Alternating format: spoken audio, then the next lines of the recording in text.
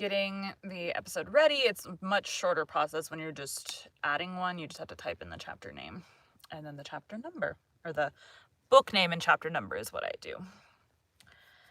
It's a little bit difficult. Sometimes I'll have books, like right now I'm currently narrating one that is not set. Now she has a table of contents that has the numbers, but in the book it doesn't actually have the numbers, so I have it like in a spreadsheet that I have to reference, like what number is what chapter.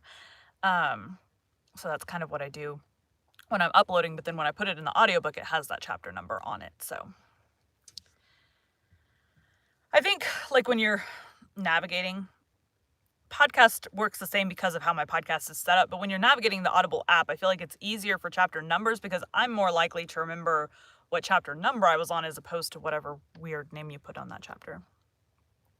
Like this one has weird names on the chapters, which means I'll have to pay extra attention when I'm uploading these.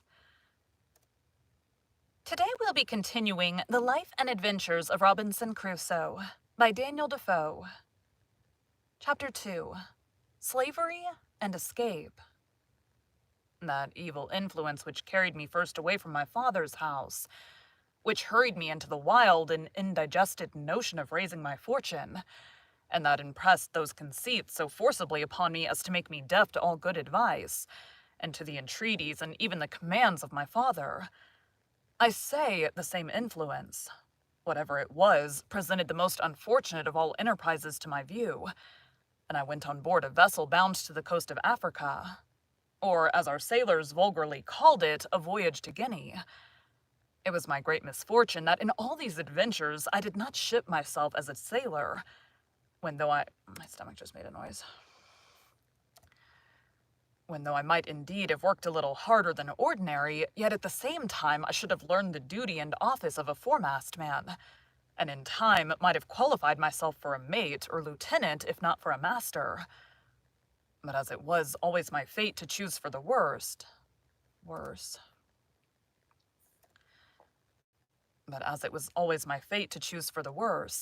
so I did here. For having money in my pocket and good clothes upon my back, I would always go on board in the habit of a gentleman, and so I neither had any business in the ship, nor learned to do any. It was my lot, first of all, to fall into pretty good company in London, which does not always happen to such loose and misguided young fellows as Ivan was, the devil generally not omitting to lay some snare for them very early. But it was not so with me. I first got acquainted with the master of a ship who had been on the coast of Guinea, and who, having had very good success there, was resolved to go again. This captain taking a fancy to my conversation, which was not at all disagreeable at that time, hearing me say I had a mind to see the world, told me if I would go the voyage with him, I should be at no expense. I should be his messmate and his companion, and if I could carry anything with me, I should have all the advantage of it that the trade would admit, and perhaps I might meet with some encouragement.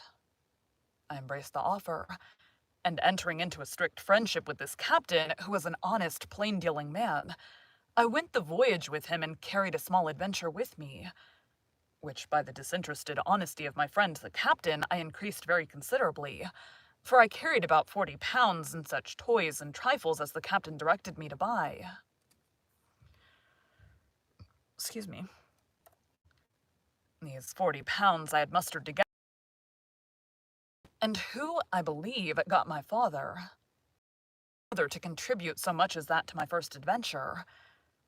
This was the only voyage which I may say was successful in all my adventures, which I owe to the integrity and honesty of my friend the captain, under whom also I got competent knowledge of the mathematics and the rules of navigation, learned how to keep an account of the ship's course, take an observation, and in short, to understand some things that were needful to be understood by a sailor. For as he took delight to instruct me, I took delight to learn, and in a word, this voyage made me both a sailor and a merchant, for I brought home £5 9 ounces of gold dust for my adventure, which yielded me in London at my return almost £300, and this filled me with those aspiring thoughts which have since so completed my ruin.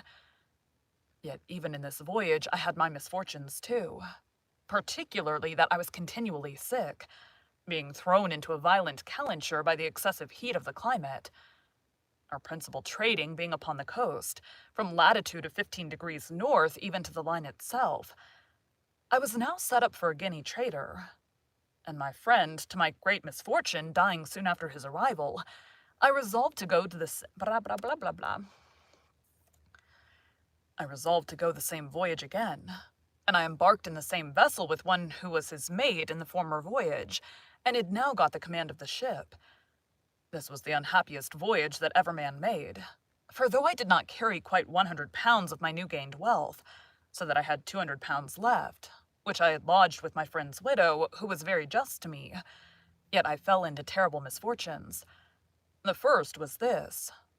Our ship, making her course towards the Canary Islands, or rather between those islands and the African shore, was surprised in the grey of the morning by a Turkish rover of Sallee, who gave chase to us with all the sail she could make. We crowded also as much canvas as our yards would spread, or our masts carry to get clear. But finding the pirate gained upon us, and would certainly come up with us in a few hours, we prepared to fight, our ship having 12 guns, and the rogue 18. About 3 in the afternoon, he came up with us, and bringing to, by mistake, just athwart our quarter, instead of athwart our stern, as he intended. We brought 8 of our guns to bear on that side, and poured in a broadside upon him, which made him sheer off again, after returning our fire, and pouring in also his small shot from near 200 men, which he had on board. However, we had not a man touched, all our men keeping close. He prepared to attack us again, and we to defend ourselves.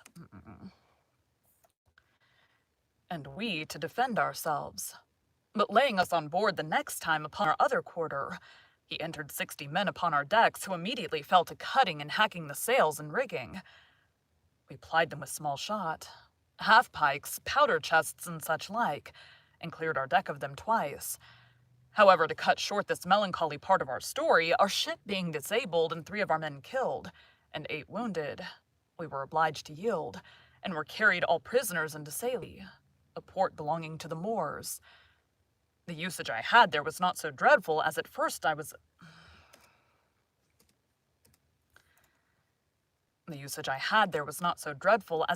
apprehended, nor was I carried up the country to the Emperor's court as the rest of our men were, but was kept by the captain of the rover as his proper prize, and made his slave, being young and nimble and fit for his business. At this surprising change of my circumstances, from a merchant to a miserable slave, I was perfectly overwhelmed. And now I looked back upon my father's prophetic discourse to me, that I should be miserable and have none to relieve me, which I thought was now so effectually brought to pass that I could not be worse. For now the hand of heaven had overtaken me, and I was undone without redemption. But alas, this was but a taste of the misery I was to go through, as will appear in the sequel of this story. As my new patron, or master, had taken me home to his house, so I was in hopes that he would take me with him when he went to sea again, believing that it would some time or other be his fate to be taken by a Spanish or Portugal man of war, and that then I should be set at liberty. But this hope of mine was soon taken away, for when he went to sea, he left me on shore to look after his little garden, and do the common drudgery of slaves about his house. And when he came home again from his cruise, he ordered me to lie in the cabin to look after the ship. Here I meditated nothing but my escape, and what method I might take to effect it, but found no way that had the least probability in it, nothing presented to make the supposition of it rational, for I had nobody to communicate it to that would embark with me. No fellow slave, no Englishman, Irishman, or Scotchman there but myself, so that for 2 years, though I often pleased myself with the imagination, yet I never had the least encouraging prospect of putting it in practice. After about 2 years, an odd circumstance presented itself, which put the old thought of making some attempt for my liberty again in my head. My patron lying at home longer than usual without fitting out his ship, which, as I heard, was for want of money. He used constantly, once or twice a week, sometimes oftener if the weather was fair, to take the ship's pinnace and go out into the road of fishing, and as he always took me and young Moresco with him to row the boat, we made him very merry, and I proved very dexterous in catching fish.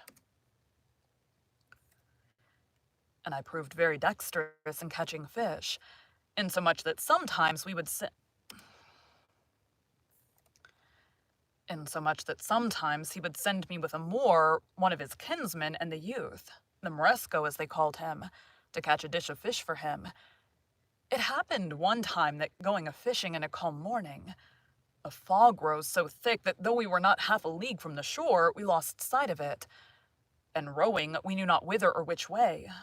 We labored all day and all the next night, and when the morning came we found we had pulled off to sea instead of pulling in for the shore, and that we were at least 2 leagues from the shore. However, we got well in again, though with a great deal of labor and some danger, for the wind began to blow pretty fresh in the morning. But we were all very hungry. But our patron, warned by this disaster, resolved to take more care of himself for the future, and having lying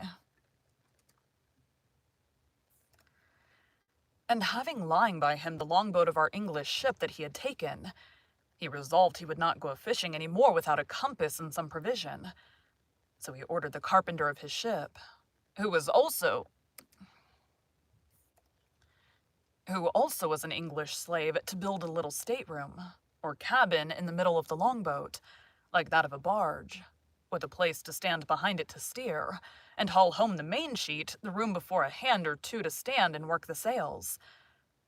She sailed with what we call a shoulder-of-mutton sail, and the boom jibed over the top of the cabin, which lay very snug and low, and had in it room for him to lie with a slave or two, and a table to eat on, with some small lockers to put in some bottles of such liquor as he thought fit to drink, and his bread, rice, and coffee.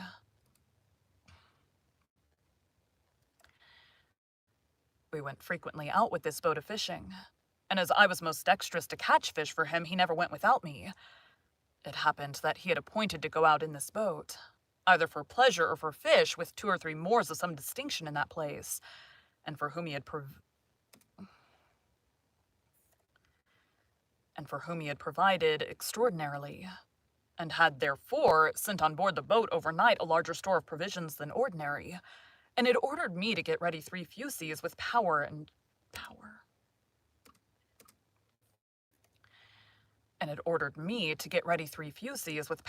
shot, which were on board his ship, for that they designed some sport of fowling as well as fishing. I got all things ready as he had directed, and waited the next morning with the boat washed clean, her ancient and pendants out, and everything to accommodate his guests, when by and by my patron came on board alone, and told me his guests had put off going from some business that fell out, and ordered me, with the man and boy as usual, to go out with the boat and catch them some fish, for that his friends were to sup at his house, and commanded that as soon as I got some fish I should bring it home to his house, all which I prepared to do. This moment my former notions of deliverance started into my thoughts, for now I found I was likely to have a little ship at my command, and my master being gone, I prepared to furnish myself, not for fishing business, but for a voyage, though I knew not, neither did I so much as consider whither I should steer. Anywhere to get out of that place was my desire. My first contrivance was to make a pretense to speak to this Moor to get something for our subsistence. My first contrivance was to make a pretense to speak to this Moor, to get something for our subsistence on board, for I told him we must not presume to eat of our patron's bread.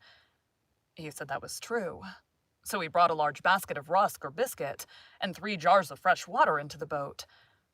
I knew where my patron's case of bottles stood, which it was evident, by the make, were taken out of some English prize, and I conveyed them into the boat while the Moor was on shore, as if they'd been there before for our master. I conveyed also a great lump of beeswax into the boat, which weighed about 1/2 weight, with a parcel of twine or thread, a hatchet, a saw, and a hammer, all of which were of great use to us afterwards, especially the wax, to make candles. Another trick I tried upon him, which he innocently came into also.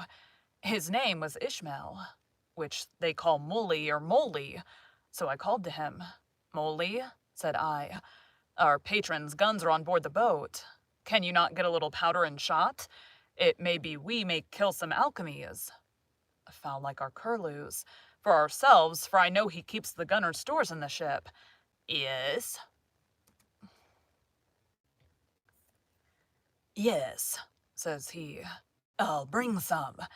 And accordingly he brought a great leather pouch which held a great...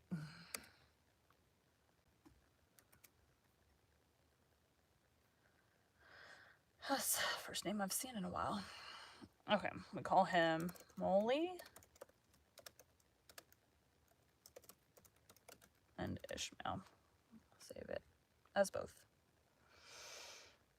So I imagine sometimes it'll refer to him and I will forget that it's different people. And accordingly.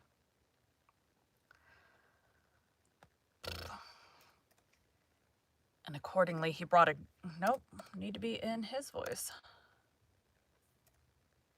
And accordingly he brought a great leather pouch which held 1.5 pounds of powder, or rather more, and another with shot that had 5 or 6 pounds with some bullets and put all into the boat.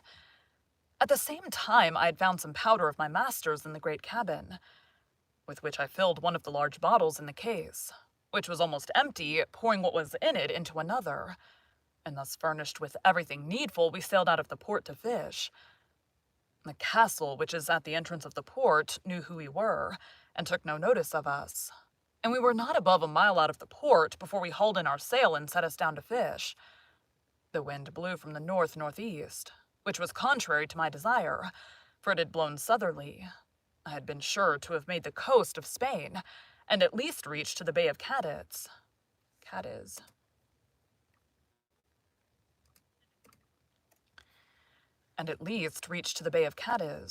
But my resolutions were blown which way it would. Damn it. But my resolutions were, blow which way it would, I would be gone from that horrid place where I was, and leave the rest to fate. After we had fished some time and caught nothing, for when I had fish on my hook I would not pull them up, that he might not see them, I said to the Moor, "This will not do. Our master will not be thus served. We must stand further off."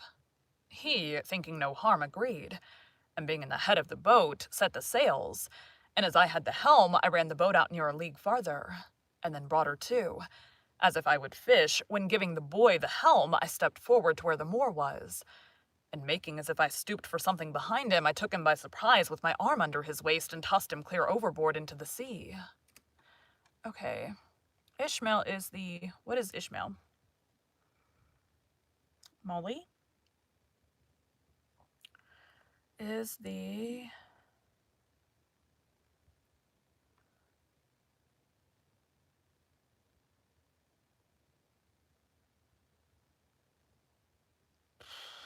Ishmael is the Moor. Because if we're going to just refer to people randomly, we kind of need to know who's who, because, like, every captain at this point has the same voice. I mean, it's mostly inner dialogue at this point, so... Into the sea. We threw him overboard into the sea. He rose immediately, for he swam like a cork and called to me, begged to be taken in, told me he would go all over the world with me. He swam so strong after the boat that he would have reached me very quickly, there being but little wind, upon which I stepped into the cabin, and fetching one of the fowling pieces, I presented it at him, and told him I had done him no hurt, and if he would be quiet, I would do him none. "But," said I, "you swim well enough to reach the shore, and the sea is calm. Make the best of your way to shore, and I will do you no harm. But if you come near the boat, I'll shoot you through the head, for I'm resolved to have my liberty." So he turned himself about, and swam for the shore, and I make no doubt but he reached it with ease, for he was an excellent swimmer. I could have been content to have taken this Moor with me, and have drowned the boy, but there was no venturing to trust him. When he was gone, I turned to the boy whom they called Xury, and said to him, "Xury, if you'll be faithful to me, I'll make you a great man. But if you will not stroke your face to be true to me, that is, swear by Mahomet and his father's beard, I must throw you into the sea too." The boy smiled in my face and spoke so innocently that I could not distrust him, and swore to be faithful to me, and go all over the world with me. While I was in view of the Moor that was swimming, I stood out directly to sea with the boat, rather stretching to windward, that they might think me gone towards the strait's mouth, as indeed anyone that had been in their wits must have been supposed to do.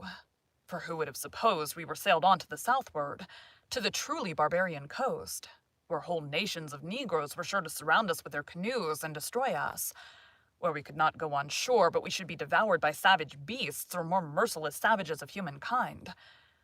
But as soon as it grew dusk in the evening, I changed my course, and steered directly south and by east, bending my course a little towards the east, that I might keep in with the shore, and having a fair fresh gale of wind and a smooth quiet sea, I made such sail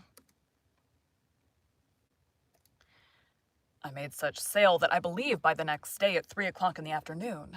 When I first made the land, I could not be less than 150 miles south of Salé, quite beyond the Emperor of Morocco's dominions, or indeed of any other king thereabouts, for we saw no people. My mother was born in Morocco. Fun fact. Yet such was the fright I had taken of the Moors and the dreadful apprehensions of... apprehension. I always say that word wrong.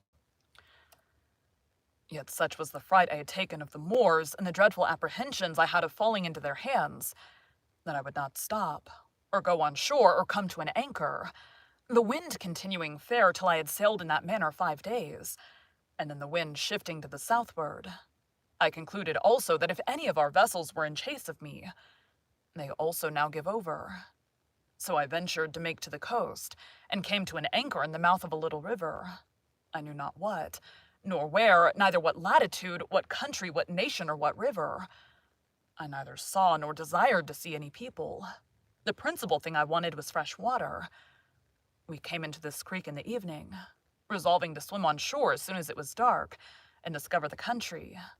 But as soon as it was quite dark, we heard such dreadful noises of the barking, roaring, and howling of wild creatures, of we knew not what kinds, that the poor boy was ready to die with fear, and begged of me not to go on shore till day. Well, Xury, said I, then I won't.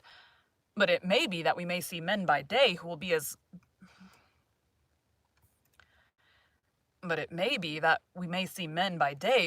bad to us as those lions.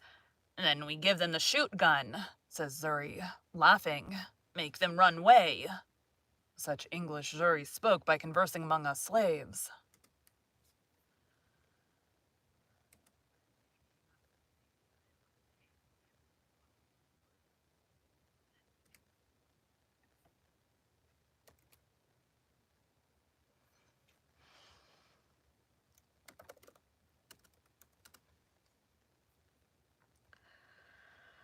Yeah, I'd be scared if I heard a lion, too.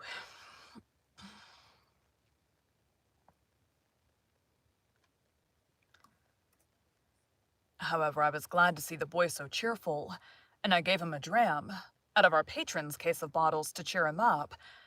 After all, Xury's advice was good, and I took it. We dropped our little anchor and lay still all night. I say still, for we slept none. For in 2 or 3 hours we saw vast great creatures, we knew not what to call them, of many sorts, come down to the seashore, and run into the water, wallowing and washing themselves for the pleasure of cooling themselves. And they made such hideous howlings and yellings that I never indeed heard the like. Xury was dreadfully frightened, and indeed so was I too, but we were both more frightened when we heard one of these mighty creatures come swimming towards our boat. We could not see him, but we might hear him by his blowing to be a monstrous, huge, and furious beast. Xury said it was a lion, and it might be so for aught I know, but poor Xury cried to me to weigh the anchor and row away. No, says I. Xury, we can slip our cable with the buoy to it and go off to sea. They cannot follow us far. I had no sooner said so, but I perceived the creature, whatever it was, within 2 oars' length, which something surprised me.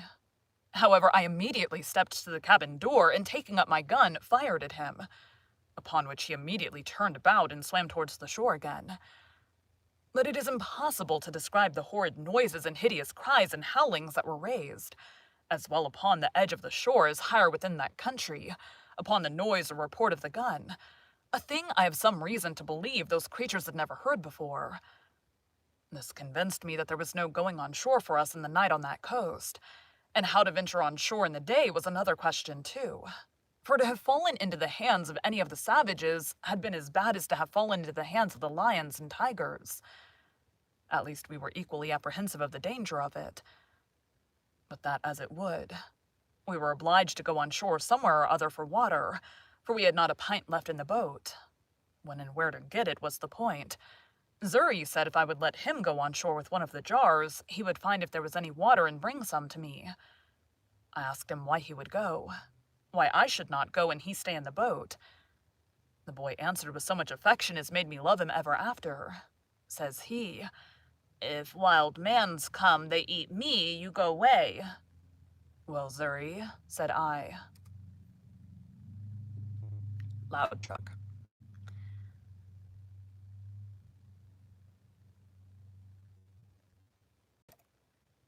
"Well, Zuri," said I, "we will both go, and if the wild mans come, we will kill them. They shall eat neither of us." So I gave Zuri a piece of rusk bread to eat, and a dram out of our patron's case of bottles which I mentioned before, and we hauled the boat in as near the shore as we thought was proper, and so waited on shore carrying nothing but our arms and 2 jars for water. I did not care to go out of sight of the boat, fearing the coming of canoes with savages down the river, but the boy, seeing a low place about a mile up the country, rambled to it, and by I saw him come running towards me. I thought he was pursued by some savage or frightened with some wild beast, and I ran forward towards him to help him. But when I came nearer to him, I saw something hanging over his shoulders, which was a creature that he had shot, like a hare, but different in color, and longer legs. However, we were very glad of it, and it was very good meat. But the great joy that poor Zuri came with was to tell me he had found good water and seen no wild mans. But we found afterwards that we need not take such pains for water, for a little higher up the creek where we were found, the water... For a little further up the... For a little higher up the creek where we were found, the water fresh when the tide was out, which flowed but a little way up. So we filled our jars and feasted on the hare he had killed, and prepared to go on our way, having seen no footsteps of any human creature in that part of the country. As I'd been one voyage to this coast before, I knew very well that the islands of the Canaries and the Cape de Verde Islands also lay not far off from the coast. But as I had no instruments to take an observation to know what latitude we were in, and not exactly knowing, or at least remembering what latitude they were in, I knew not where to look for them, or when to stand off to sea towards them. Otherwise, I might now easily have found some of these islands. But my hope was that if I stood along this coast till I came to that part where the English traded, I should find some of their vessels upon their usual design of trade, that would relieve and take us in. But by the best of my calculation, that place where I now was must be that country which, lying between the Emperor of Morocco's dominions and the Negroes, lies waste and uninhabited, except by wild beasts, the Negroes having abandoned it and gone further south for fear of the Moors, and the Moors not thinking it worth inhabiting by reason of its barrenness, and indeed both forsaking it because of the prodigious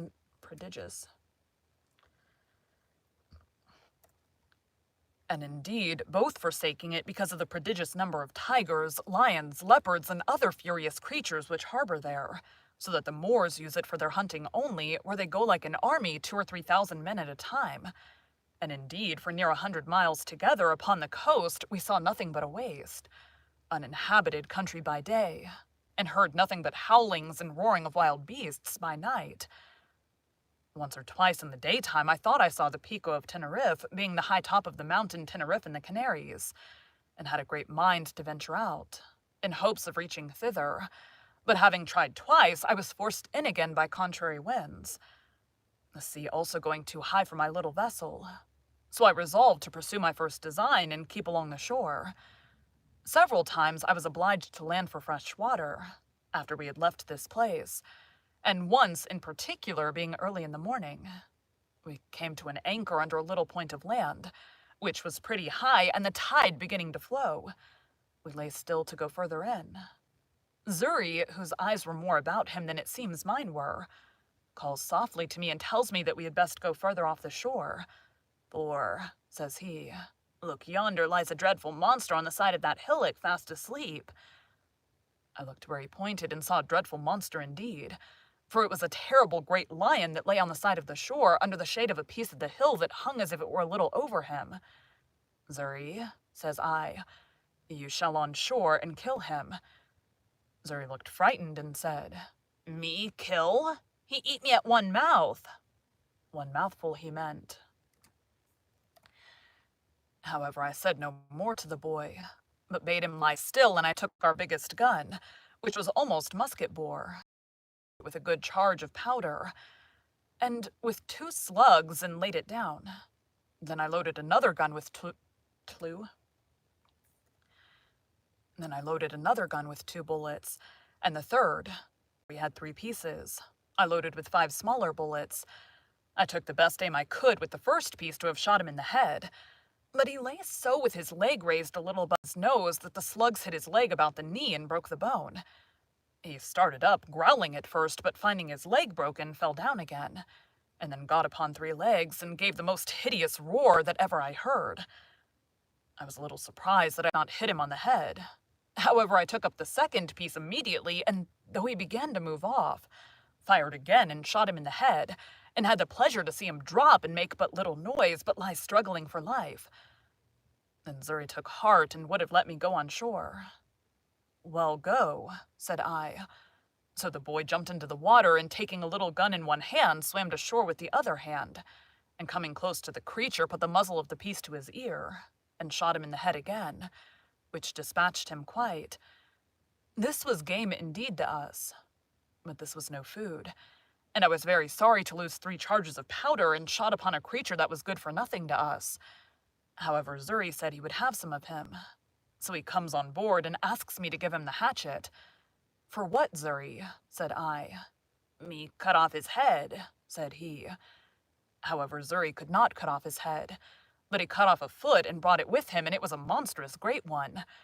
I bethought myself, however, that perhaps the skin of him might one way or other be of some value to us, and I resolved to take off his skin if I could. So Zuri and I went to work with him. But Zuri was much the better workman at it, for I knew very ill how to do it. Indeed, it took us both up the whole day, but at last we got off the hide of him, and spreading it on the top of our cabin, the sun effectually dried it in 2 days' time, and it afterwards served me to lie upon. Thank you for joining Bite at a Time Books today, while we read a bite of one of your favorite classics. Again, my name is Bree Carlile, and I hope you come back tomorrow for the next bite of the life and adventures of Robinson Crusoe.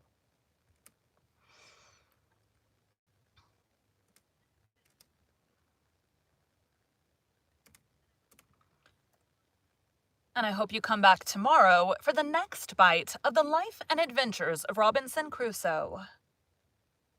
This weird spit thing happened at the end of that. Thanks, guys.